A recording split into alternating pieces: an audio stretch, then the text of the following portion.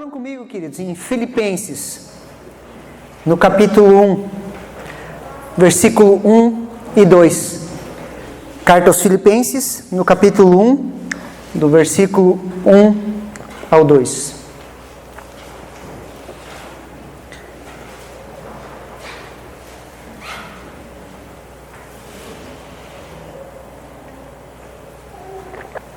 A palavra de Deus, ela fala assim: Paulo e Timóteo, servos de Jesus Cristo, a todos os santos em Cristo Jesus, que estão em Filipos, com bispos e diáconos. Graça a vós e paz da parte do nosso Pai e do nosso Senhor Jesus Cristo. Amém, queridos? Vamos orar? Sim, Deus, muito obrigado pela sua palavra. Nós te pedimos, Deus, fala conosco através da sua palavra, Senhor. Ministra o nosso coração, Senhor, nos direciona naquilo que o Senhor tem para as nossas vidas, em nome de Jesus.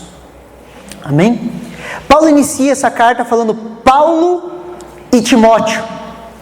Paulo e Timóteo. Paulo e Timóteo, queridos, eles tinham um relacionamento muito íntimo. Eles tinham um relacionamento de pai para filho. Paulo chamava muitas vezes de Timóteo de seu filho na fé. Então eles tinham esse relacionamento, queridos, de discipulado, de mentoria, e podemos dizer até um relacionamento de amizade. Paulo e Timóteo, amigos em Cristo, unidos em Cristo, unidos no mesmo propósito. Paulo e Timóteo. Paulo, queridos, conhecia profundamente a vida de Timóteo. Ele conhecia profundamente. Eu gostaria que você abrisse em 2 Timóteo, no capítulo 1, do versículo 1 ao 17. 2 Timóteo, capítulo 1, versículo do 1 ao 7.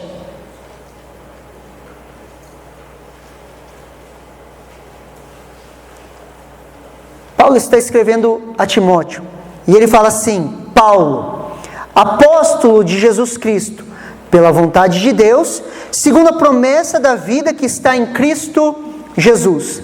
A Timóteo, meu amado filho, graça, misericórdia e paz da parte de Deus Pai e da de Cristo Jesus, nosso Senhor.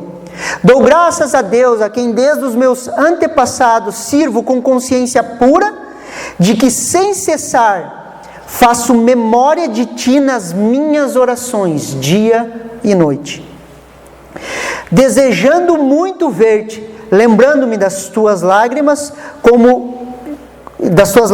para me encher de gozo, de alegria, trazendo à memória a fé não fingida que em ti há, a qual habitou primeiro em tua avó Lóide e em tua mãe Eunice, e estou certo de que também habita em ti, por cujo motivo te lembro que desperte o dom de Deus que existe em ti, pela imposição das minhas mãos, porque Deus não nos deu um espírito de temor, mas de fortaleza, de amor e de moderação. Ao meu amado filho, esse era o relacionamento que Paulo e Timóteo tinham, ao meu amado filho. E Paulo fala assim: eu faço orações dia e noite diante de Deus por você. Queridos, o que um ser humano, o que mais de especial um ser humano pode fazer por outro ser humano, queridos, é orar por ele. Muitas vezes, queridos, a gente quer dar algo material, a gente quer demonstrar o nosso amor através de coisas, e não tem nada de errado com isso. Só que muitas vezes nós nos entristecemos, talvez, de não alcançar e não conseguir dar algo para alguém. Queridos, mas tem algo que é gratuito, queridos, que é a maior demonstração de amor, um pela vida do outro, que é orar pelos seus irmãos.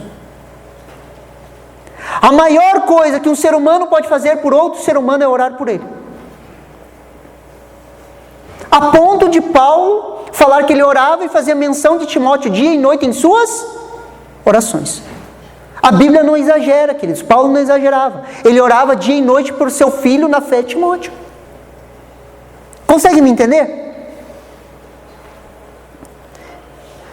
Nesse período que Paulo escreveu essa carta, queridos, Paulo estava na prisão em Roma, não era mais uma prisão domiciliar. E o desejo do coração de Paulo era rever Timóteo.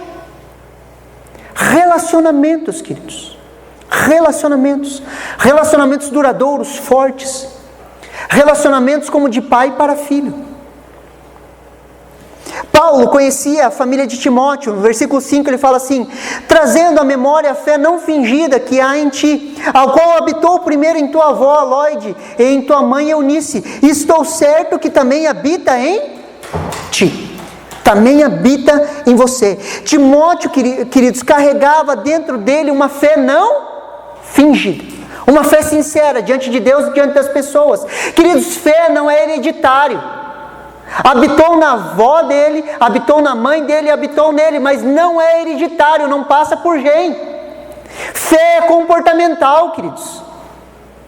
A avó de Timóteo demonstrava fé, a sua mãe demonstrava fé, ele demonstrava fé. Por quê? Porque é comportamental. Ore que você vai ver os seus filhos orando. Sim ou não? Consegue me entender? E Paulo conhecia Timóteo profundamente. Paulo estava na ordenação de Timóteo. Versículo 6. Por cujo motivo te lembro que desperte o dom de Deus que existe em ti, pela imposição das minhas mãos. Paulo, queridos, em uma das cartas ele fala assim: não imponha as mãos sobre as pessoas precipitadamente. Não ordene pessoas de forma precipitada. Não chame pessoas ao ministério de forma precipitada. E esse mesmo Paulo, ele relembra Timóteo: lembra do dom que há em ti, que foi dado a você através da imposição das minhas mãos. Paulo reconhecia o chamado de Timóteo e impôs as mãos sobre ele, liberando Timóteo para crescer na fé. Uma relação assim, queridos, só pode ser gerada no meio da igreja, através da ação do Espírito Santo em nós. E a minha pergunta é: quem são os seus amigos? Quem são os seus amigos? Aonde eles estão? Relações verdadeiras, queridos, de amizade, discipulado e vida cristã, queridos, elas acontecem dentro da igreja, dentro do seio da igreja. Consegue me entender? Paulo. Quem era Paulo, queridos? O apóstolo, chamado por Deus, chamado por Jesus, o homem que escreveu 13 livros do Novo Testamento, que virou o mundo romano de ponta cabeça, a maior referência do cristianismo, queridos, depois de Jesus. Como ele se apresenta à igreja de Filipe? Paulo e Timóteo, mostrando unidade. Ninguém faz nada sozinho. Paulo e Timóteo, servos de Jesus Cristo, a todos os santos em Cristo Jesus, que estão em Filipos, com bispos e diáconos. Como que Paulo se apresenta? Servo de Jesus Cristo. E eu quero falar hoje com vocês, queridos, compartilhar uma palavra com vocês. E o tema da minha mensagem é: Jesus é o Senhor. Jesus é o Senhor. Paulo e Timóteo, servos de Jesus Cristo. Queridos, a palavra servo no grego é doulos. E doulos ela dá a entender por escravo, servo, homem em condição servil, um escravo. Alguém que se rende à vontade de outro, aquele cujo serviço é aceito por Cristo para estender e avançar a sua causa entre os homens. Paulo e Timóteo, escravos de Jesus Cristo. Escravos de Cristo, queridos. Essa é uma afirmação simples de se fazer. Jesus é o Senhor. É uma afirmação simples de se falar, queridos. Só que na prática, queridos, na aplicação disso, queridos, no nosso comprar e vender, no nosso relacionamento, no nosso humor, na maneira que nós servimos a igreja, na maneira que caminhamos, queridos, ela traz várias complicações.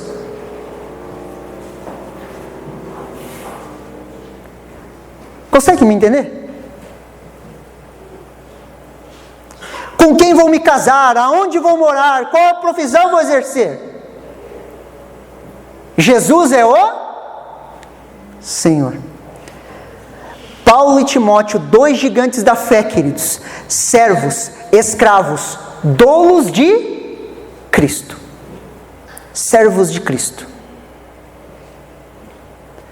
O que é a igreja? Só para a gente criar alguns conceitos. O que é a igreja, queridos? Igreja, queridos, é uma comunidade de homens e mulheres que não pertencem mais a eles mesmos. Presta atenção aqui.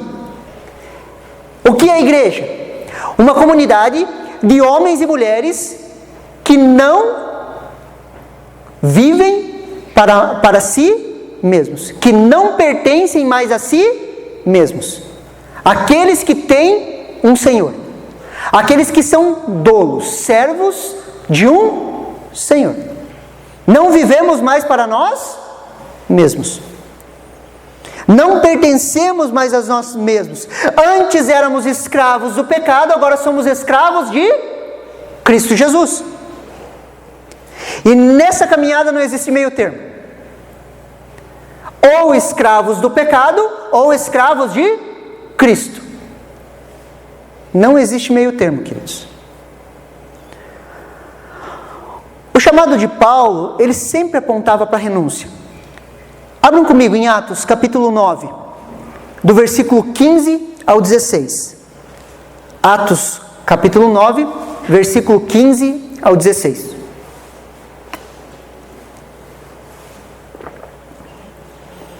Paulo, ele tem um encontro com Jesus, ele cai no chão, vê uma luz falando com ele, não vê o Senhor, seus olhos se cegam, ele é levado para Damasco. Em Damasco ele fica em uma casa, Deus aparece a um homem chamado Ananias e fala, você vai lá, você vai impor as mãos sobre aquele homem, e nessa conversa que nós entramos aqui, ok? É Deus falando com Ananias a respeito de Paulo. Atos capítulo 9, versículo 15 e 16.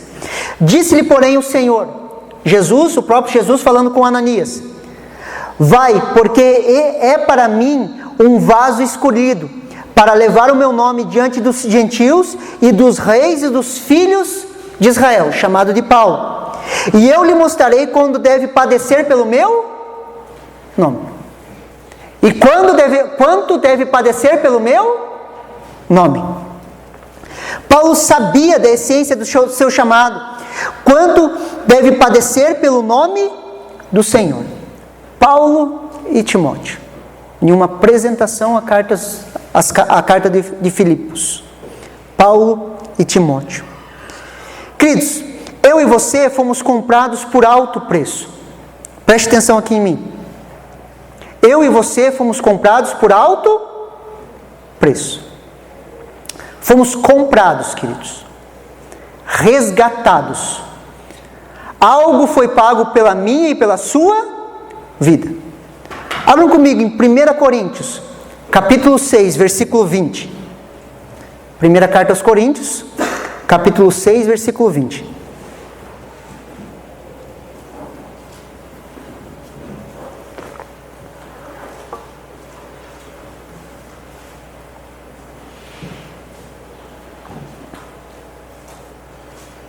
Olha o que a palavra de Deus fala.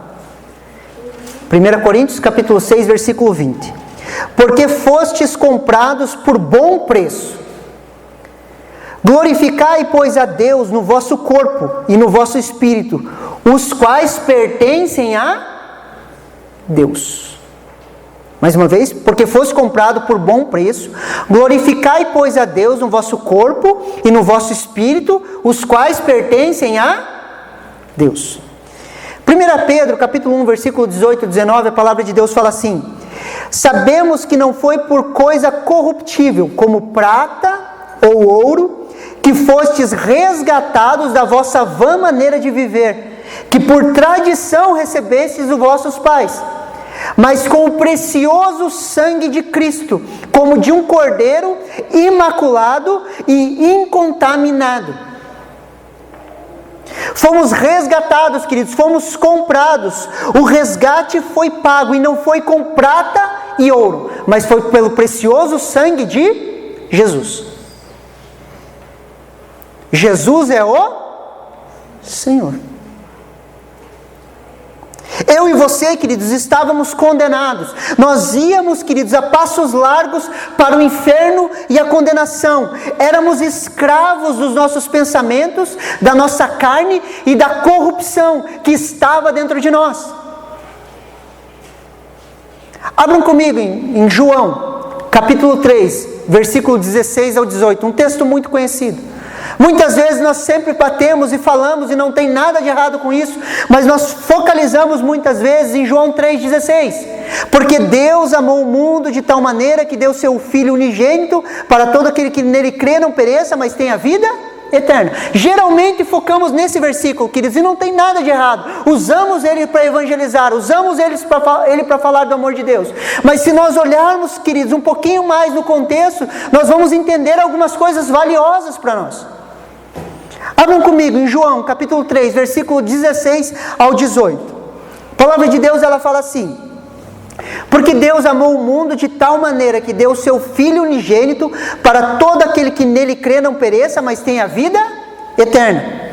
Porque Deus enviou o seu Filho ao mundo, não para que condenasse o mundo, mas para que o mundo fosse salvo por ele. Quem crê nele não é condenado, mas quem não crê já está, mais uma vez, quem crê nele não é condenado, mas quem não crê já está condenado, porquanto não creu no nome do unigênito Filho de Deus. Por que Jesus não veio condenar o mundo, queridos? Porque o mundo já está condenado. O mundo já está condenado.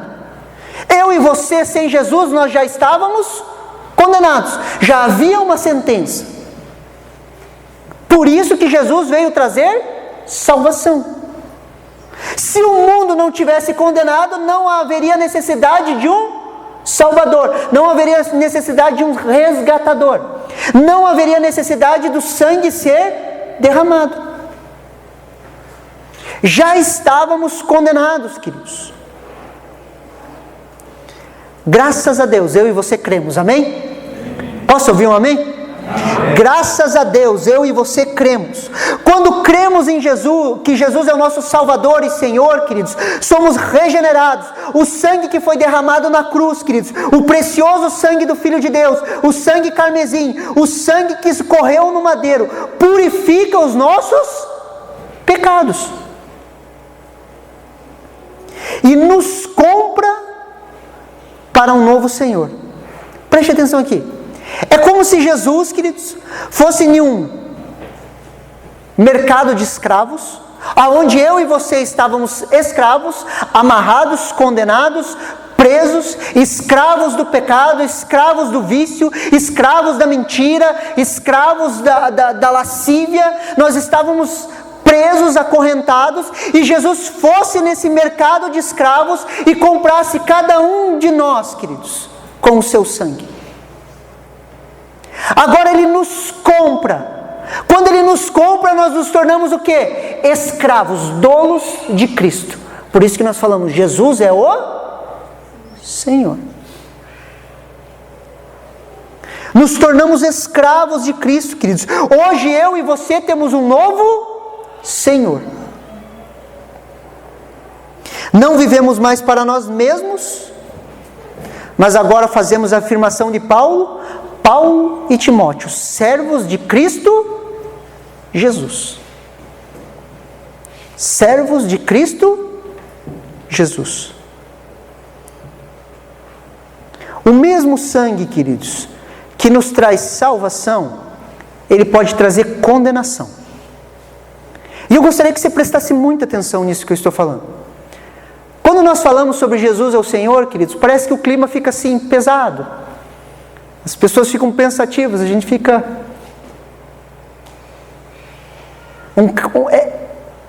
É um ar de temor, queridos. Porque isso tem que gerar temor no nosso coração. Eu e você não pertencemos a nós mesmos. A grande questão é, qual foi o último não que você recebeu de Deus? Se você não recebe um não de Deus, provavelmente você fez o seu eu de seu próprio Deus. Qual que foi a última vez que você foi repreendido pelo seu pai?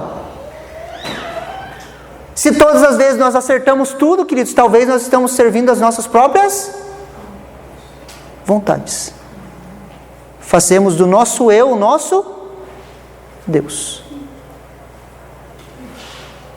Quando falamos Jesus é o Senhor, queridos, não vivemos mais para nós mesmos. E isso engloba as nossas ações, as nossas emoções e a maneira que nós nos relacionamos com as pessoas. Não tem a ver com sentimento e não tem a ver com emoção.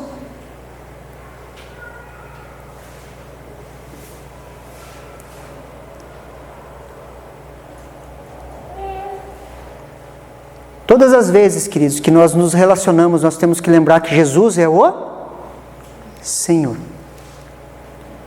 No comprar e vender, nós precisamos lembrar que Jesus é o Senhor. No servir a igreja, nós temos que lembrar que Jesus é o Senhor. Já estávamos condenados, cada um de nós lembra quem... Você lembra quem você era sem Jesus, sim ou não? Eu já falei isso várias vezes. Você lembra de quem você era sem Jesus, sim ou não? Você lembra de quem você era? Você não luta com essa natureza dia e noite? Maturidade é compreender que Jesus é o Senhor. E aonde eu estou, aonde eu me relaciono, eu relaciono segundo essa cosmovisão, segundo essa maneira de ver. Pensamentos, sentimentos, emoções, vontades, vem.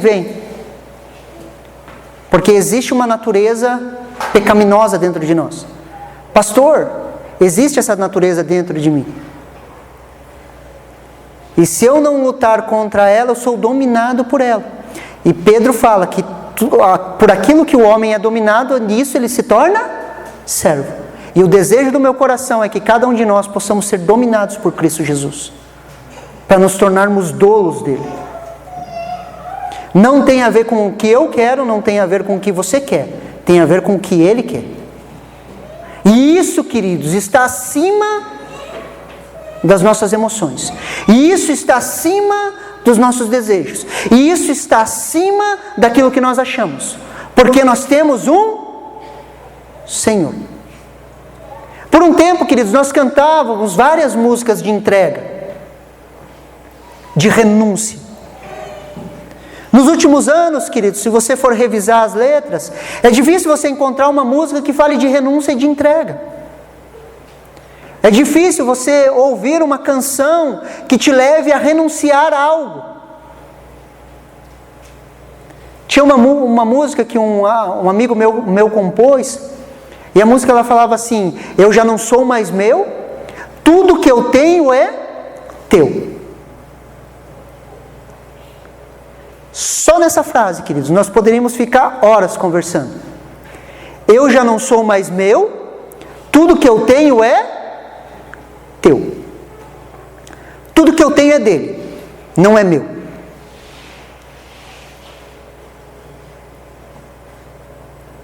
Isso vai tocar todas as áreas da minha vida. Administração do meu tempo, administração do meu dinheiro, administração da minha família. Por quê? Porque eu tenho um Senhor. Eu tenho um Senhor. Consegue me entender? Abram comigo em Hebreus capítulo 10, versículo 26 ao 31.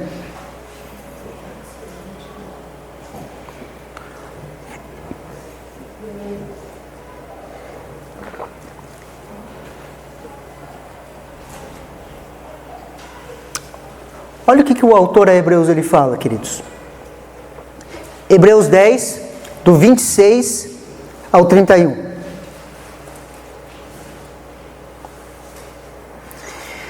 Porque se pecamos voluntariamente, depois de termos recebido o conhecimento da verdade, já não resta mais sacrifício pelos pecados, mas uma certeza horrível de juízo e ardor de fogo, que há de devorar os adversários.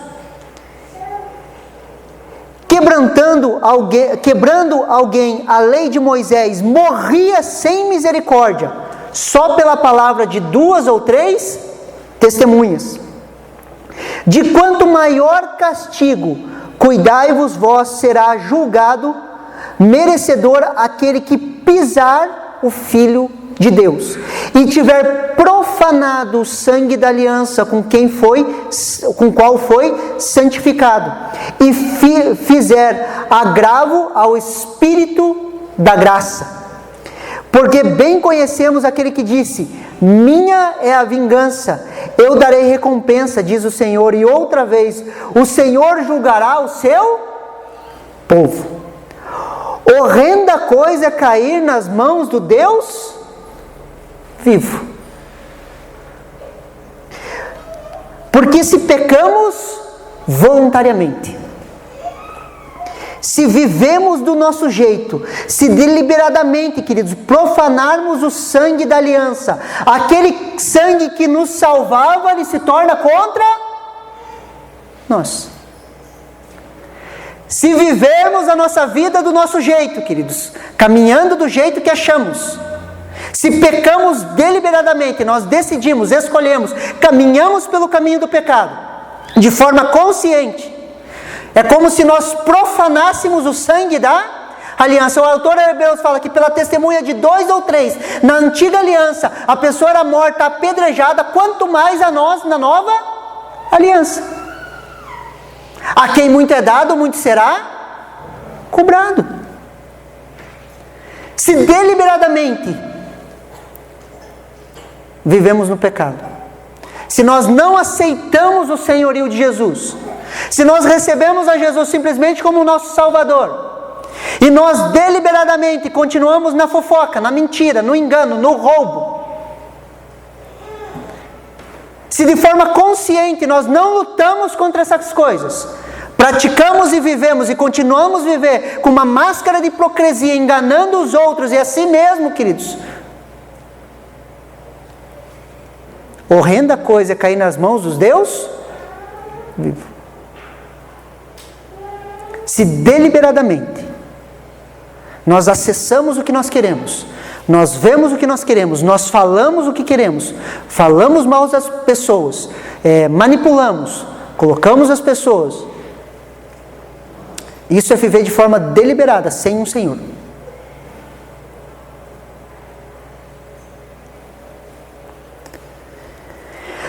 Pastor, então nós servimos por medo? Não, queridos, absolutamente não.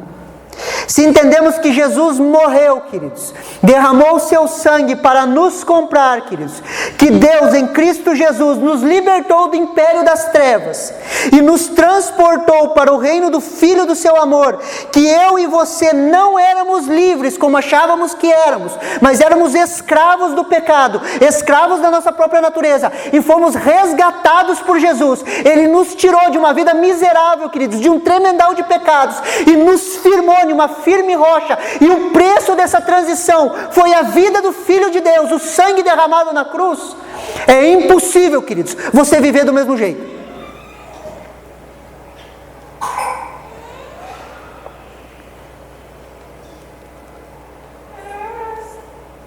Que hoje, sim, temos um Senhor, mas um Senhor que nos ama. Servimos a Ele com todas as nossas forças. Você consegue entender?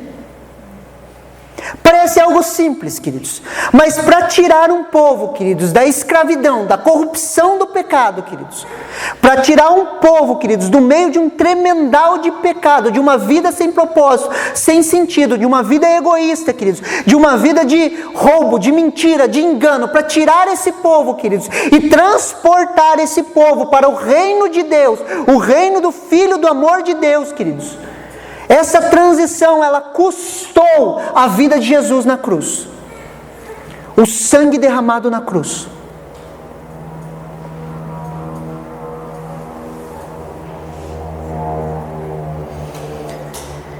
Eu e você hoje, queridos, somos escravos desse amor. se você compreender quem você era, quem você é, o preço que foi pago, o resgate foi pago, queridos. Essa transição foi paga. Se você compreende isso, queridos, você serve esse Deus por amor. Você é transparente no seio da igreja por amor. Você busca amar as pessoas porque você ama a Deus. Qual que é a expressão do amor de Deus, queridos? No nosso coração é amar as pessoas. Pedro, tu me amas, apacenta as minhas ovelhas. Cuide das pessoas, ame as pessoas, se relacione bem com pessoas, perdoe.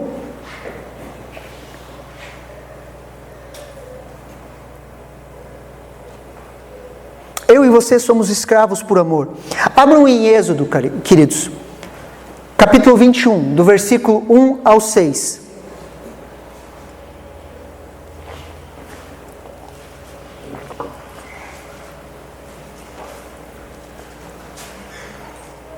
Êxodo 21, versículo 1 ao 6.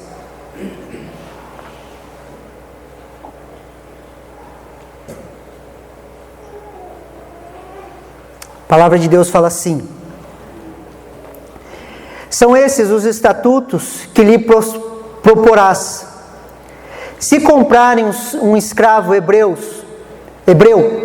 6 anos servirá, mas no 7º ano sairá o forro de graça, ele será livre de graça. Se entrou solteiro, sozinho, se era homem casado, com ele sairá a sua mulher. Se o seu senhor lhe der mulher, e ela der à luz a filhos e filhas, e mulheres, seus filhos serão do seu senhor, e ele sairá sozinho. Porém, se o escravo expressamente disser: eu amo meu senhor, minha mulher e meus filhos, não quero sair do forro, não quero ser livre, então o seu senhor o levará ao juiz e o fará chegar à porta ou ao umbral, e o seu senhor lhe furará a orelha com uma sovela, e ele o servirá para sempre. Preste atenção aqui. Se um hebreu, queridos, comprasse outro hebreu como escravo, essas são ordenanças. Se um hebreu comprasse outro hebreu como escravo, ok? E ele entrasse na casa, ele serviria por quanto tempo? 6 anos. No 7º ano ele ganharia o forro, ele seria liberto. Só que havia uma condição desse homem não ser liberto. Se ele chegasse para o seu senhor, perante os juízes da cidade, e falasse: eu amo esse meu senhor, e eu quero servir ele para o resto da minha vida, eles furariam a sua orelha, e ele teria uma marca de escravo para sempre. Ele seria o escravo da orelha furada. E ele serviria o seu senhor todos os dias da sua vida, por obrigação, por medo? Não, simplesmente por amor. Chega um ponto na nossa caminhada, queridos, que nós encontramos o nosso Salvador. Estávamos perdidos, recebemos a Jesus, nascemos de novo. Jesus é o nosso Salvador, queridos, isso é muito bom. Nós necessitamos disso. O Espírito Santo vem sobre nós, nós somos cheios de Jesus, nós somos cheios da vida de Deus. Nós caminhamos, nós vemos Jesus fazendo milagres, transformando a nossa vida. Nós chamamos esse período de lua de mel, queridos. A lua de mel do novo nascimento, onde a pessoa ora, queridos, e a oração dela é respondida logo em seguida. Deus começa a mostrar sinais na vida dela, e ela começa a ver o agir de Deus nela, e ela sente alegria de salvação, ela é cheia do amor de Deus, e você olha, essa pessoa sempre está sorrindo. Por quê? Porque ela nasceu de novo e ela tem um Salvador. Só que chega um ponto na nossa caminhada, queridos, que nós temos que falar: Jesus é o Senhor.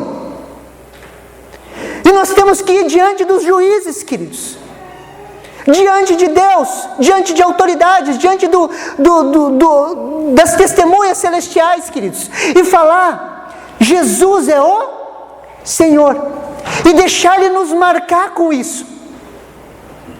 Mas Ele é o Senhor porque nós amamos Ele, nós conhecemos Ele, nós sabemos o preço que foi pago pela minha e pela sua vida. E quando nós entramos nessa caminhada, queridos, todas as nossas decisões são pautadas em cima do senhorio de Jesus. Eu já não sou mais meu, tudo o que eu tenho é seu. Tudo, queridos, tem a ver com as nossas finanças, tem a ver com as nossas famílias, queridos, tem a ver com os nossos negócios, tem a ver com o nosso ministério, tem a ver com as nossas emoções, tudo é dele. E se ele pedir, queridos? E se ele pedir o seu carro? E se ele pedir a sua casa? E se ele pedir que você se mude de cidade? E se ele te pedir mais do reino? E se ele te pedir uma renúncia e uma entrega? Consegue me entender?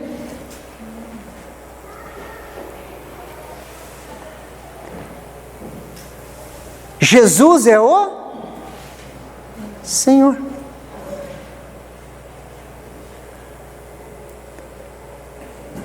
E se ele te pedir, abraça aquela pessoa?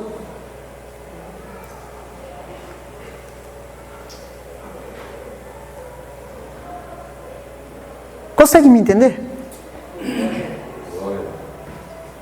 Jesus é o Senhor. Queridos, conta-se a história, queridos, de 2 jovens moravianos, queridos, que eles souberam que numa ilha no leste da Índia haviam 3.000 escravos que pertenciam a um ateu britânico. Preste atenção aqui, 2 jovens, menos de 20 anos. Eles souberam que existia uma ilha, queridos, onde haviam 3.000 escravos. E esses escravos pertenciam a um ateu. E esse ateu não permitia a evangelização desses escravos. Esses 2 jovens, queridos, eles venderam tudo que eles tinham. E se venderam para esse ateu como escravos. Preste atenção, se venderam como escravos, para que eles conseguissem chegar naquela ilha. E eles se venderam com o dinheiro da venda deles mesmos. Eles compraram a sua passagem para ir para a ilha. E quando eles estavam indo, queridos, quando o barco estava se afastando, os 2 jovens gritavam, queridos, que através das nossas vidas, o Cordeiro que foi imolado, receba a recompensa pelo seu sacrifício. Eles entenderam que o Cordeiro que foi imolado merece uma recompensa pelo seu sacrifício. Eles se venderam como escravos, queridos, para passar a vida como escravos, evangelizando outros escravos. E muitas vezes eu e você temos preguiça de vir no culto.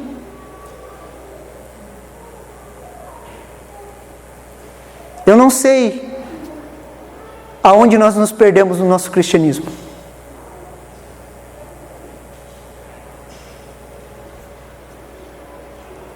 Jesus é o Senhor. Jesus é o... Você consegue entender as aplicações práticas disso que nós falamos?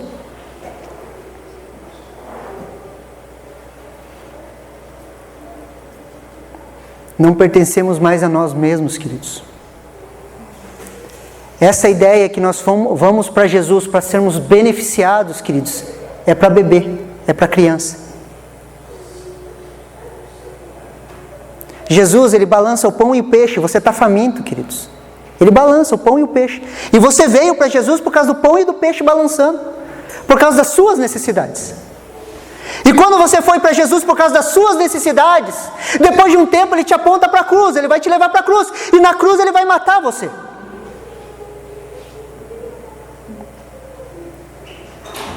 E quando você morrer, você vai ver vida fluindo através de você. Sabe o que é unção? A unção que liberta, que cura, que transforma? Segundo a definição do pastor Getúlio, unção é o sangue que escorre do nosso ego pelos golpes que Deus nos dá. Toda vez que Deus golpeia o nosso ego, queridos, aquele sangue que escorre é a unção. A unção da renúncia, da entrega, da lágrima, do choro.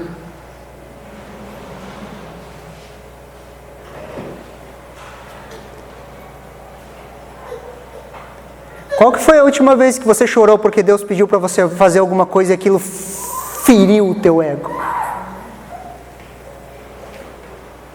Feriu o teu ego, sim. Perdoe, não perdoa, olha o que ele fez, é o teu ego berrando e Deus te massacrando. Jesus é o Senhor. Você recebe essa palavra no seu coração? Amém. Você tem coragem de falar assim, eu recebo?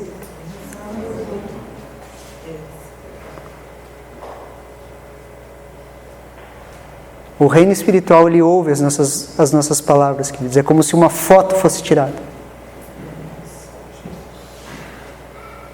O temor de Deus precisa encher o nosso coração novamente, igreja. Precisamos compreender o senhorio de Jesus. Paulo e Timóteo, servos de Cristo Jesus. Vamos nos colocar em pé, vamos orar.